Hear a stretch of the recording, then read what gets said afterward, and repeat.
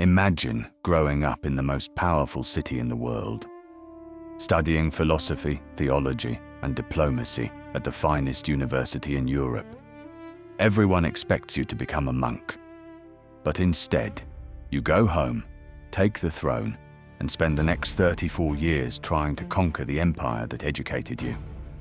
This is the story of Tsar Simeon the Great, the man the Byzantines called the half-Greek, the ruler who came closer to conquering Constantinople than almost anyone in history, and the man who gave 500 million people their alphabet.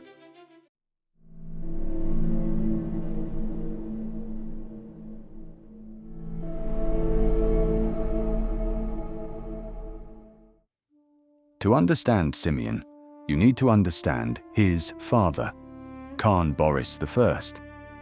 Boris was the ruler who converted Bulgaria to Christianity in 865 AD, transforming a pagan warrior kingdom into a Christian empire almost overnight. Boris had big plans for his third son. When Simeon was about 13 or 14, his father sent him to the famous University of Constantinople, the Magnara School, where he studied theology, the speeches of Demosthenes and Aristotle. He even took a monk's name. He spent about 10 years in the Byzantine capital. He mastered Greek so completely that the Byzantines themselves called him the half-Greek, the highest praise they could give a foreigner. But Boris didn't want Simeon on the throne. He had an older son for that, Vladimir.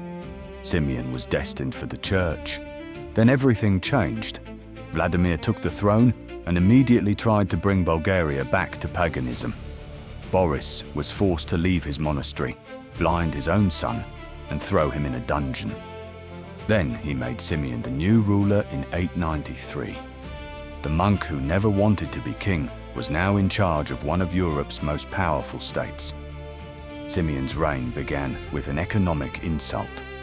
Byzantine Emperor Leo VI moved the marketplace for Bulgarian goods from Constantinople to Thessaloniki, where merchants paid far higher taxes. Simeon complained. Leo ignored him. That was a mistake. Simeon invaded the northern Byzantine territories in 894, starting what historians call the Trade War. Byzantine troops were defeated in Macedonia. Byzantium then did something clever. They hired the Magyars to attack Bulgaria from the north. Simeon was forced to fight on two fronts, but Simeon outmaneuvered them. He allied with the Pechenegs, nomadic warriors from the eastern steppes, and crushed the Magyars. Then he turned back south and forced Byzantium to sign a peace treaty that included an annual tribute paid to Bulgaria. Round 1 to Simeon. For a few years, an uneasy peace held. Then Byzantium stopped paying the tribute and refused to recognize Simeon's growing ambitions.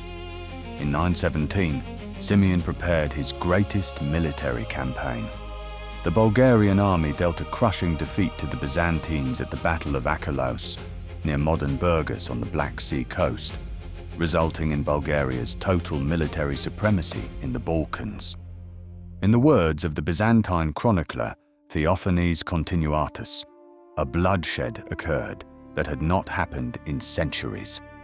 Leo the Deacon, writing 50 years later, witnessed piles of bones of fallen soldiers still visible on the battlefield. At the time, around 120,000 soldiers fought in the Great Battle. The Byzantine army was surrounded and almost completely destroyed. Bulgaria was now the dominant military power in Eastern Europe, and Simeon had his eyes on a much bigger prize. 3 times Simeon appeared before the walls of Constantinople. 3 times the city did not fall. In 913, after the death of Emperor Alexander, Simeon marched to the capital virtually unopposed.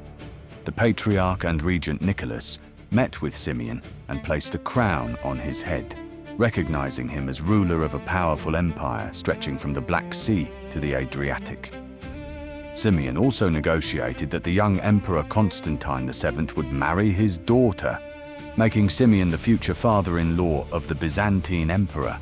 He was one diplomatic move away from ruling both empires.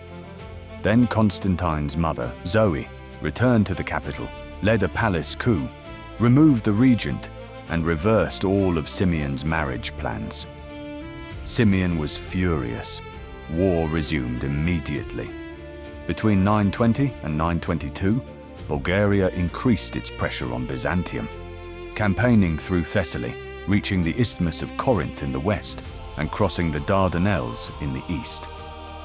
Bulgarian forces appeared before Constantinople in 921 and again in 922, burning much of the Golden Horn and seizing Adrianople. In 924, Simeon arrived before Constantinople for the last time. He even negotiated with the Fatimid Caliph in North Africa for a naval alliance. Because without a fleet, the walls of Constantinople were impenetrable. The Byzantine emperor managed to intercept the Arab envoys and bribed them with generous gifts, destroying the alliance before it could form. Constantinople would not fall. Not to Simeon. Not that day. Here is what makes Simeon truly remarkable. While fighting the most powerful empire in the world, he was simultaneously building one of medieval Europe's greatest civilizations. Preslav, the capital of the empire, became a center of intellectual and artistic excellence. The Preslav Literary School produced numerous works of literature, translations of classical texts, and original compositions. The Cyrillic alphabet itself was developed at the Preslav Literary School in the 890s. The script that today is used by over 250 million people across Russia, Serbia, Ukraine, and beyond was born in Bulgaria under Simeon's reign. The newly independent Bulgarian Orthodox Church became the first new patriarchate, besides the ancient five, and Bulgarian translations of Christian texts spread across the entire Slavic world. In 925, Simeon took the title Tsar of all the Bulgarians and Greeks, declaring himself equal to the Byzantine emperor. His dominant ambition was to ascend the imperial throne of Byzantium itself, an aspiration afterward shared by many Bulgarian rulers. Simeon died in May 927, possibly of a heart attack, before he could make one final attempt on Constantinople. By then, Bulgaria controlled almost all Byzantine possessions in the Balkans. Both countries were exhausted by the huge military efforts that had taken a heavy toll on population and economy. His successor, Peter I, negotiated a peace treaty where Byzantium recognized the Bulgarian emperor and the Bulgarian Patriarchate and paid an annual tribute. The peace was sealed with a marriage between Peter and the Byzantine emperor's granddaughter. Simeon never conquered Constantinople, but he didn't need to.